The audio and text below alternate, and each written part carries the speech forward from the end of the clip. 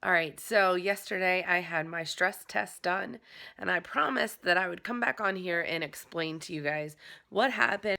All right, so I got hooked up to the treadmill, and when they hooked me up, I had already told them that my heart rate stays high. It was, I think, like 132 when they hooked me up. So I didn't have to work very hard to get to the goal, which was 183. It took me 7 minutes and 58 seconds to get to that goal. Now, I can't show you me working out or getting up to that point because I didn't ask her to record anything or take a video of me until afterwards, or a photo of me until afterwards.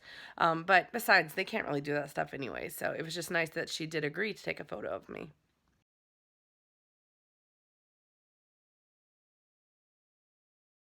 All right, so the first video that I'm going to show you, you're going to see that my heart rate, it's in the left-hand corner, says 156. And then you'll also see two timers going. One of them stopped, and that's at 7 minutes and 58 seconds. And the other one is still going.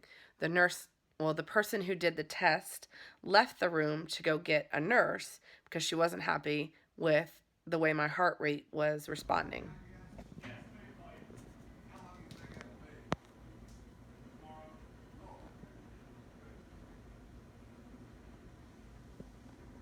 So I guess a typical stress test, your heart rate goes really, really up, up, up, up, up, up, and then it goes back down.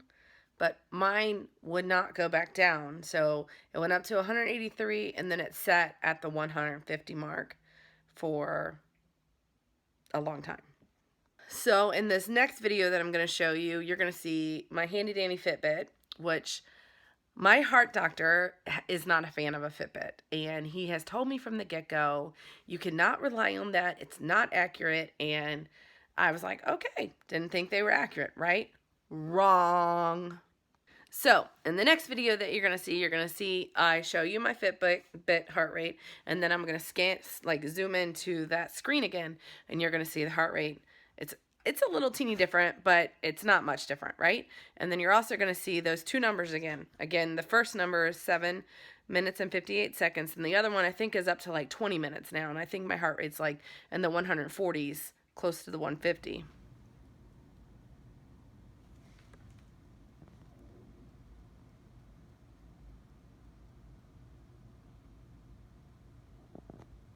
So, what happened next was the nurse came back and she said, the doctor said that I could go because I'm not really having shortness of breath. I'm not having the tightness of my chest, heart attack things, right?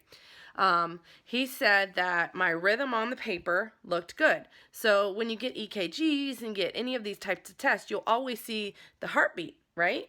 And I'm learning as I go along in this journey, right?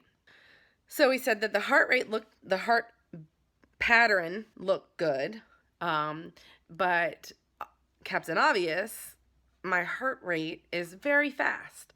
I've been saying this for a year now. And so he said it's sinus tachycardic, tachycardia, whatever.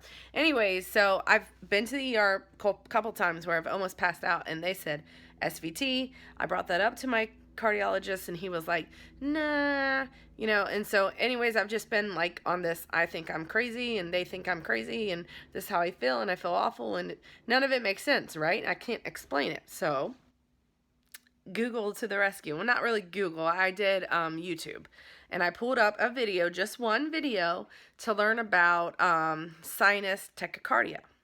See the next picture, and if you want to, you can Google it or YouTube it and go check that video out. It's 3 minutes long, but I watched it and I was like, no, because my heart rate doesn't ever go back down. So I thought once upon a time anxiety as well. So we tried the medicine, and all my symptoms got worse.